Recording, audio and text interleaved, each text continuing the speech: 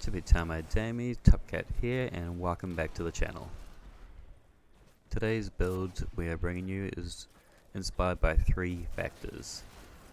Firstly, we have a clanmate who just always likes to run something that's off meta, so I tried to take that and step out of my comfort zone and find something that I don't use all the time, in this case the Noble Warp.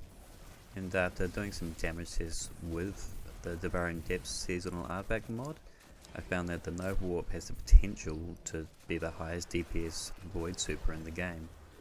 And then there is Osmosis. It's a weapon trait that allows us to change our kinetic weapon into an elemental weapon just by using our grenades. With this build we are spamming grenades constantly and giving us a very powerful kinetic weapon. So as I said before, we are using the Noble Warp. And yes guys, I know the Traveler's Chosen here looks like a bit of a toy, but trust me, you're going to want to play with it. It has a perk Gathering Light. Final blows with its weapon grant stacks of Gathering Light. Hold down X, you absorb the energy and it gives it to your grenade melee and class ability. This pairs beautifully with the Verity's Brow. Final weapon blows with damage type matching your subclass grant death throws. This goes up in stacks and then it's going to give you a nice big BB grenade. We can utilize this because the Traveler's Chosen Catalyst gives it full auto and it gives it Osmosis. So whenever we chuck a grenade, it's going to make our Traveler's Chosen void. So we continually just be spamming grenades, spamming the Traveler's Chosen. Whenever you do lose grenade energy, just consume the energy. Also, because this is void, we can run volatile rounds on it, making very beefy combination of just grenade kill, grenade kill, grenade kill, charge. It's a lot of fun guys, and I honestly treat this thing much like a special weapon. It's so good. To utilize the little handheld supernova, you're going to need to run Chaos Accelerant and pair this with the magnetic grenade. This will convert it into that little handheld supernova. We will be running Feed the Void. This is going to give us Devour. Everyone knows what Devour does by now. It is very good for keeping us healthy. We will also be running Echo of Persistence just to help buff out that Devour. Because we're running Devour, I honestly don't feel the need for a healing rep, so I've been running it with Empowering. You'll notice here we're not running Volatile Flow on anything, as we're using Echo of Instability, which gives us Volatile every time we chuck grenades, and as you have seen in the gameplay, we are chucking a shit ton of grenades. Whenever we don't have a grenade, I just chuck a melee out there. It's going to help give us some free grenade energy. On our helmet we are running Firepower. This mod is important for keeping our uptime on our handheld supernova.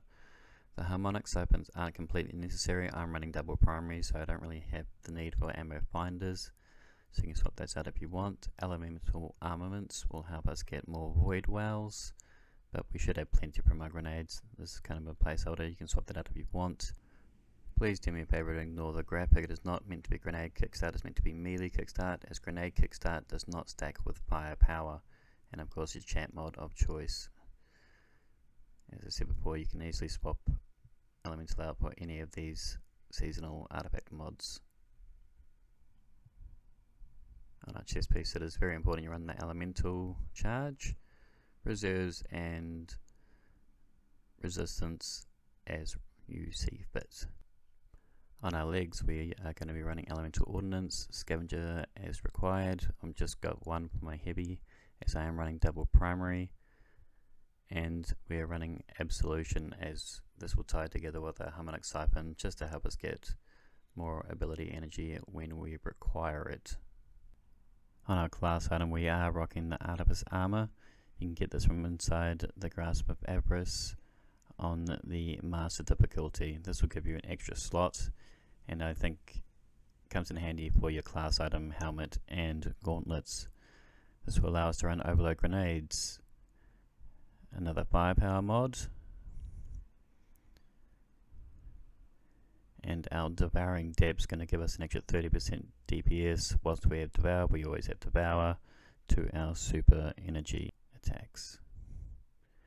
And lastly, we are running Bomber whenever we don't have our grenade energy. Drop our Rift, we are a Warlock, and we'll have another grenade. So once we put this all together, we're going to have a little sidearm that does extreme volatile round damage. That's going to be boosting our handheld supernova, which in turn will be boosting our Traveler's Chosen again. And it's just a perpetual loop. Like, this build's so strong I don't feel the need to run special weapons at all.